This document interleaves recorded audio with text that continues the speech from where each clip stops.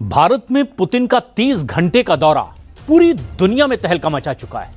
जहां भारत में पुतिन के दौरे से धूम मची हुई है, तो वहीं नेटो के 32 देशों में ऐसा लगता है मानो जिसे मातम पसरा हुआ है। प्रधानमंत्री नरेंद्र मोदी और राष्ट्रपति पुतिन की बॉन्डिंग वाली जबरदस्त तस्वीरों को देखकर अब यह लग रहा है कि भारत में पुतिन के 30 घंटे अब एक न्यू वर्ल्ड ऑर्डर की इबारत लिखने जा रहे हैं।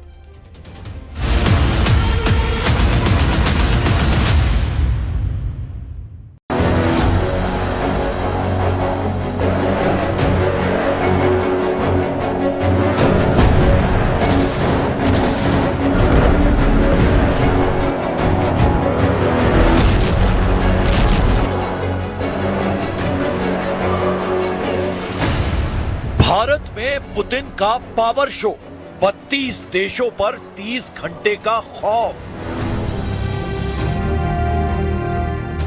ये रूसी राष्ट्रपति पुतिन का भारत में 10वां दौरा है। इस बार पुतिन 4 साल बाद भारत आए हैं। इससे पहले पुतिन ने 6 दिसंबर 2021 को भारत की यात्रा की थी। तब वे सिर्फ 4 घंटे के लिए भारत आए थे। लेकिन इस बार पुतिन का भारत दौरा लगभग 4 साल से चल रही रूस यूक्रेन जंग के उस दौर में हो रहा है जब रूस पर हमला करने के लिए 32 देशों के नेटो चीफ मार्क रूटे खुलेआम में ऐलान कर रहे हैं।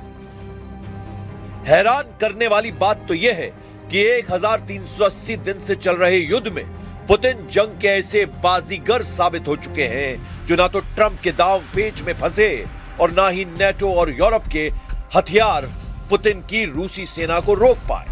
सवाल उठता है कि जब पुतिन लगभग 30 घंटे के भारत दौरे पर हैं, तो उससे नाटो यूरोपीय देश इतनी बुरी तरह से बौखलाए हुए क्यों हैं? और क्यों भारत में पुतिन के 30 घंटे का पावर शो रूस यूक्रेन युद्ध पर बहुत भारी साबित हो रहा है? इसका सीधा सा जवाब है, पुतिन का भारत दौरा शुरू होने से 30 घंटे पहले ही रूस ने पूर्वी यूक्रेन के रणनीतिक रूप से महत्वपूर्ण शहर पोक्रोव्स्क पर कब्जा कर लिया।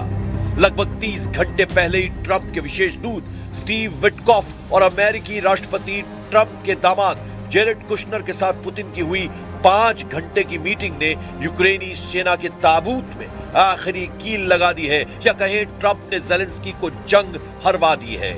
और इसीलिए बौखलाए नेटो चीफ मार्क रूटे ने पुतिन पर पलटवार करते हुए धमकी दी है कि हम यूक्रेन को छोड़कर कहीं नहीं जा रहे हैं, हम हर चुनौती के लिए तैयार हैं। तो शुरुआत करते हैं रूस और नेटो के बीच शुरू हो रही उस सीधी जंग के समीकरणों से, जिसकी झलक भारत यात्रा से पहले ही पुतिन दिखा चुके हैं।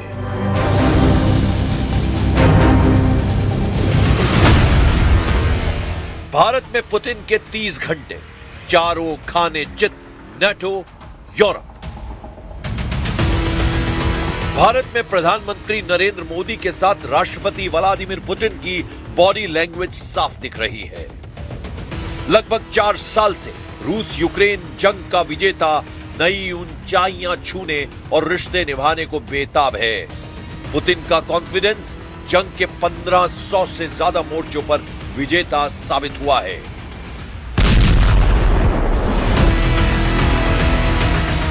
युद्ध के चरम वक्त में भारत दौरे के वक्त जिस तरह से यूरोप और नाटो ने पुतिन के खिलाफ मोर्चा खोला है, उससे ये साबित होता है कि अब रूस दुनिया का सबसे सुपर पावर देश बनने जा रहा है। और उसका पहला ट्रेलर दुनिया के सबसे बड़े लोकतांत्रिक देश भारत में रिलीज होने जा रहा है। प्रधानमंत्री नरेंद्र मोदी और राष्ट्रपति व्लादिमीर पुतिन की जोड़ी की धमक अमेरिका के टैरिफ वॉर, यूरोप और नाटो के कठोर रूसी प्रतिबंधों पर बहुत भारी पड़ने लगा है। हम आपको 3 तस्वीरों के जरिए भारत से रूस तक और रूस से यूक्रेन तक और यूक्रेन से अमेरिका और नाटो देशों तक उन कूटनीतिक, रणनीतिक, राजनीतिक मोर्चों के समीकरणों को दिखा रहे हैं जो आने वाले दिनों में न्यू वर्ल्ड ऑर्डर में मील का पत्थर साबित होने जा रहा है। राष्ट्रपति व्लादिमीर पुतिन लगभग 30 घंटे के दौरे पर भारत आ चुके हैं।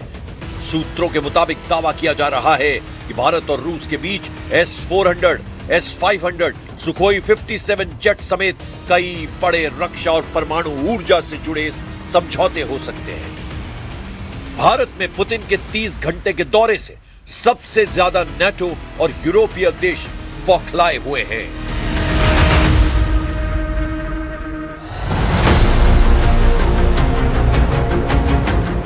पुतिन ने भारत दौरे से 30 घंटे पहले ही यूरोप और नेटो को धमकी दी है कि अगर रूस को जबरन यूरोप और नेटो से युद्ध करने के लिए मजबूर किया गया तो रूस नेटो और यूरोप से सीधी जंग को तैयार है। पुतिन ने दो टूक कहा है कि नेटो और यूरोप ध्यान रखें, उन्हें बचाने के लिए और मध्यस्थता करने वाला कोई नहीं मिलेगा। इधर 32 देशों से बने नेटो चीफ मार्क रूटे ने पुतिन पर पलटवार करते हुए कहा है कि हम यूक्रेन का साथ नहीं छोड़ेंगे और रूस की हर चुनौती से निपटने को तैयार हैं। नेटो देश जर्मनी, फ्रांस, ब्रिटेन, एस्टोनिया ने तो मीटिंग करके रूस को कड़ी चेतावनी दी है। लेकिन दिक्कत यह है, नेटो देश ब्रिटेन, फ्रांस, जर्मनी की तरह अमेरिका यूक्रेन का अब साथ नहीं दे रहा है और यह पुतिन की बहुत बड़ी कूटनीतिक जीत है।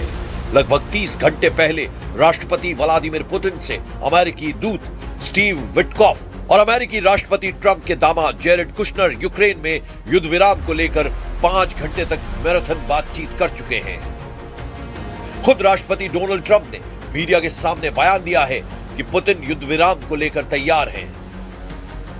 कुछ मुद्दों को सुलझाना बाकी है। वहीं दूसरी तरफ रूसी सेना ने लगभग 30 घंटे पहले ही यूक्रेन के पोक्रोवस्क पर पूर्ण नियंत्रण के दावे किए हैं। हालांकि यूक्रेन का दावा है पोक्रोवस्क शहर का उत्तरी इलाका अभी भी उसके कब्जे में है और वहां पर लड़ाई जारी है। लेकिन रूस का दावा है पोक्रोवस्क पर कब्जे के साथ ही पूर्वी यूक्रेन के आधे हिस्से पर कब्जा करने वाले रूसी मिशन को जबरदस्त बढ़त मिली है। 30 घंटे पहले खुद राष्ट्रपति व्लादिमीर पुतिन ने पोक्रोवस्क में जीत पर अपनी सेना की सफलता पर खुशी जाहिर की है। इधर अमेरिकी और यूरोपीय मीडिया दावा कर रही है कि ट्रंप के दूत और दामाद का पुतिन से मिलना कहीं ना कहीं यूक्रेन के ताबूत में आखिरी कील साबित हो सकता है। कुल मिलाकर भारी प्रतिबंधों और भीषण हमलों का सामना कर रहा रूस भारत की जमीन से दुनिया को यही संदेश देने की कोशिश में है कि रूस युद्ध नहीं, शांति चाहता है और शांति को चुनौती देने वाले हर देश से रूस संघर्ष करने को तैयार है। President Putin had a very good meeting yesterday with Jared Kushner and with Steve Witkoff. What comes out of that meeting, I can't tell you, because it does take two to tango. You know, Ukraine, I think we have something pretty well worked out with them. They're very satisfied, considering. But the sad part is, if I were president, no war would have ever happened. They would have had 100% of their territory. Nothing would have happened. It's a very sad situation.